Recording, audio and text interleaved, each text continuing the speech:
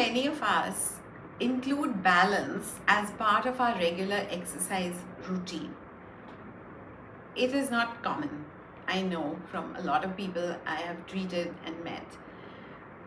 Our balance starts to decline in our fifth and sixth decades so gradually that if no one has ever tested it, you wouldn't know that your balance has reduced. And balance, of course, can lead to falls, which is a spiral that can cause a myriad problems. The CDC estimates that the medical cost of treating falls every year is $50 billion. Every 11 seconds, an older adult has a fall. Many people assume that falls are a normal part of aging.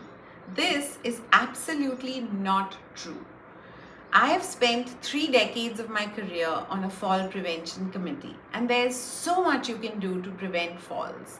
Let's learn how to do that. Balance is a very complex mechanism which involves intrinsic factors within our body and environmental factors which are extrinsic. Now, as far as the internal factors, we must have an annual eye exam, a ear exam, because all of that affects balance. Please have your doctor review your medications every year, especially if you're on more than 3 medications, any which can cause dizziness or drowsiness or even blood pressure medications. Make sure there's nothing extra that you're taking and they can be tweaked, reduced, or changed so that you don't have any symptoms of dizziness and drowsiness. In addition to that, we must practice our balance exercises. Whatever age and stage you are at, you can always improve your balance. Today, I will show you a simple test. Remember, none of the programs I show you is a one size fits all.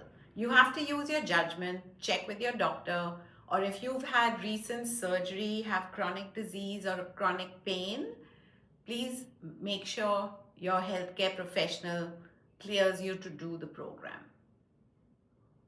So we'll start with a very basic test. For any balance test, please make sure you're in a safe environment. So I am standing in a corner. So in case I lose my balance, I have the 2 walls behind me and I have a nice steady firm chair in front of me. So the first thing is you should be able to stand with your feet together.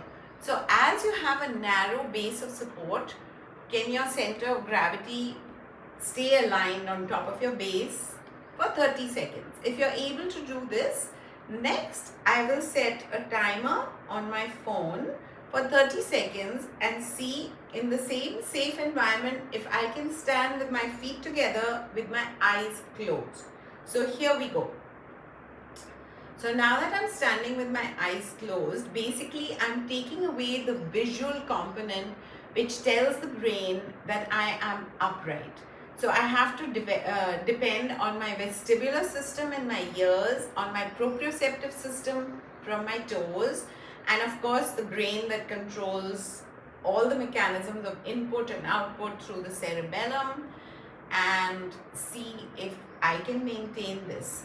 Now, how you would know that it's difficult for you is if you start swaying too much, or you have the urge to hold on to the chair, or you lean back on the walls if you're not able to maintain it for 30 seconds.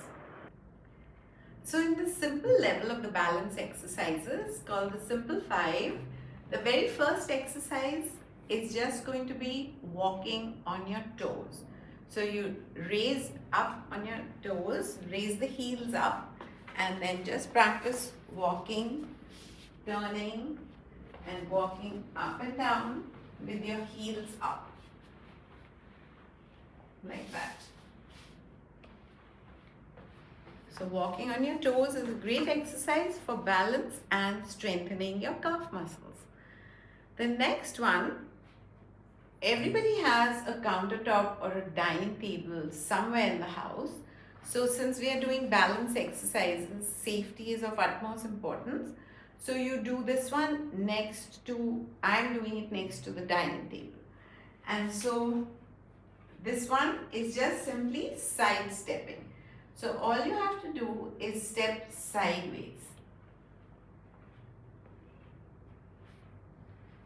And make sure you do it in both directions.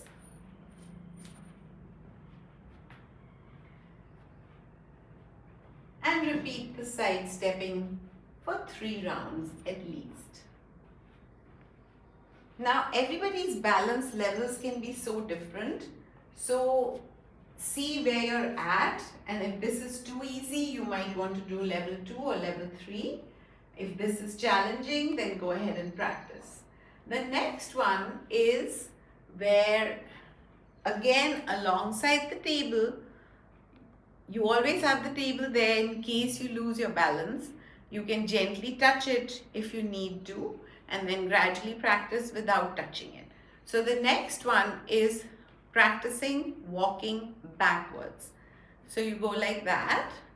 In case you need, you have the table there, but you're trying to walk without touching the table. So again, go ahead and practice it a few times. You can also line up the dining chairs on the other side if you find it challenging. And you can hold on if you lose your balance. So this is exercise number 3.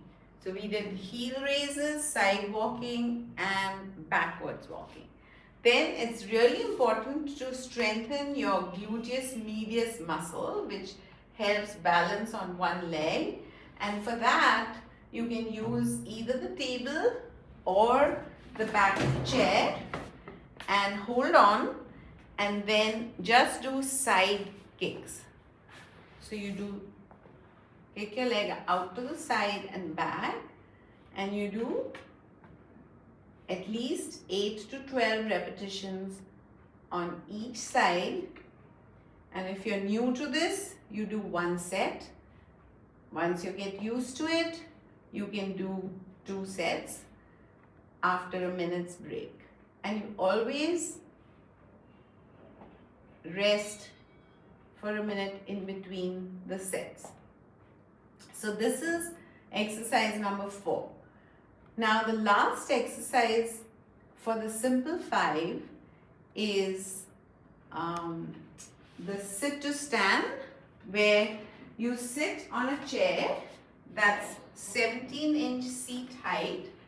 You're sitting towards the edge of the chair. My knees are bent so that my feet are placed under my knees, almost under the seat a little bit, and I fold my hands up, and I'm just going to practice sit to stands.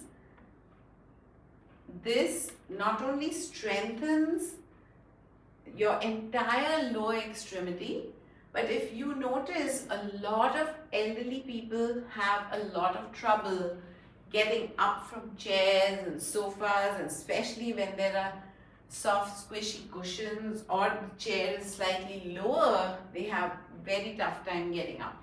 So now if you start practicing this every day as your age advances, you won't have trouble, especially getting up off the toilet.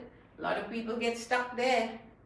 So you want to be able to get on and off easily, be stable and steady in your balance. Thank you. And I will see you next time for the level 2 of the balance exercises.